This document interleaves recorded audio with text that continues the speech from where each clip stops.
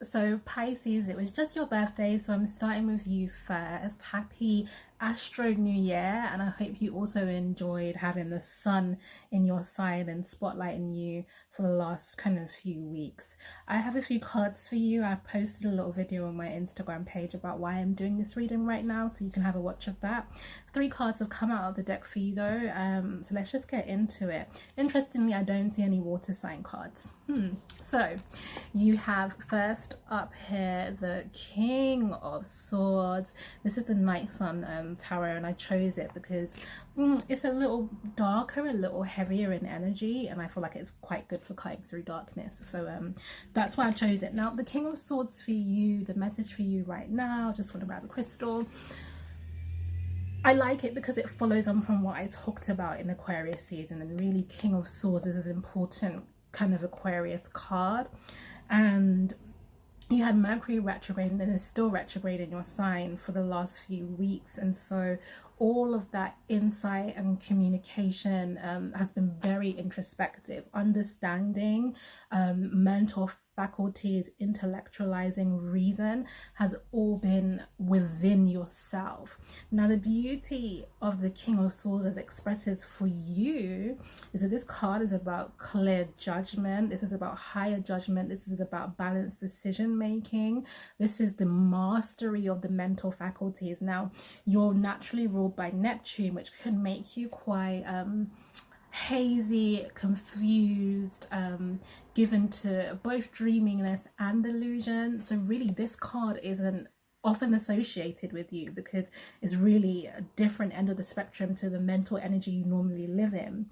But the beauty of the King of Swords here is that this level of intellectualism and rational judgment is at its highest expression, the strongest, when it's connected to the intuitive sensibilities that you naturally had. That is the Pisces energy.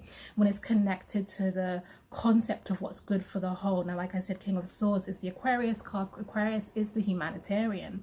Aquarius cares much more about what serves the group. And you as Pisces, who represents the collective unconscious, really, you know that we're all deeply bonded. You understand best what our emotional, psychic and spiritual needs are.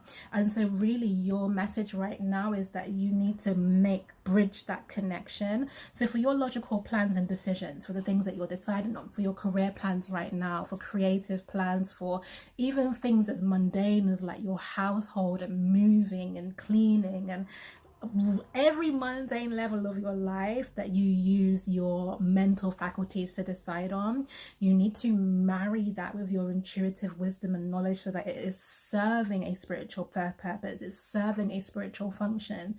Now for someone like me, the spiritual function or that spiritual purpose is quite elaborate, right? Like I live behind the veil, so to speak. Like most of my life is an internal world. For some of you that's not the case. And so what does living your spiritual purpose through your practical logical means actually represent?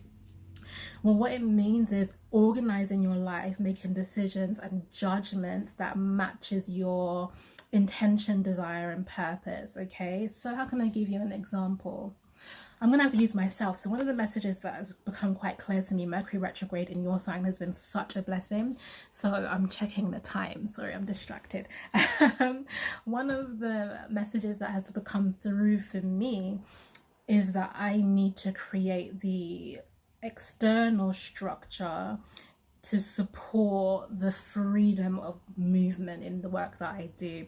So normally I'm really concerned about, as a Virgo, organizing and routine and when I do things and workload and deadlines and managing tasks, and I'm constantly trying to fine tune when I do what when you know, I'm a good projects manager really, so I'm thinking about projects and I'm trying to find structure and balance at that level, and Spirit's like, that's the wrong place. Like because my work is spiritual, when I plan down to a T like that, when I say this project happens then and this happens then and that happens then spirit moves and it doesn't match and I'm thrown out of balance because of that. So the message for me is to create the container of structure. So one of those things is to maintain a certain lifestyle that allows me to channel or to do this sort of work at any given moment, rather than needing to cleanse and clear and build up and do all the preparation tools to show up. It's literally like stay ready so you don't have to get ready for me. So it's like I have to make, where I've been applying my logic has been in the wrong area. I have to be more flexible in the details and more structured in the context. For you, I don't know if that example really helps you, but that's the message, right? That you should make sure that the decisions that you're making, the big strokes of your life, support what you're trying to create, the movement you want in the detail of your life. So this is important because you also have the Five of Wands card here. Very fiery energy. Wands doesn't surprise me for you. In the second issue of my astrology magazine Mango, which is all based on your energy Pisces season, I talk about the Queen of Wands being the third decan of Pisces. So this fire energy is related to you. The Five of Wands here is about conflicting wills and competing ideas. It's really just the notion that there is a lot coming up that will make you feel at odds with others, and it is about the expression of ego here and the healthy ego, because we're coming into Aries season, which is all about healthy expression of ego and impulse and desire and movement and action. And it's saying to you that a lot of what you're feeling, as you become clearer about your sense of self, as you refine your work, you know, you refine where you want to put your energy in your life, you may feel at odds with others, or you may, people in groups that you were participating in might start to feel just topsy-turvy, and it's okay.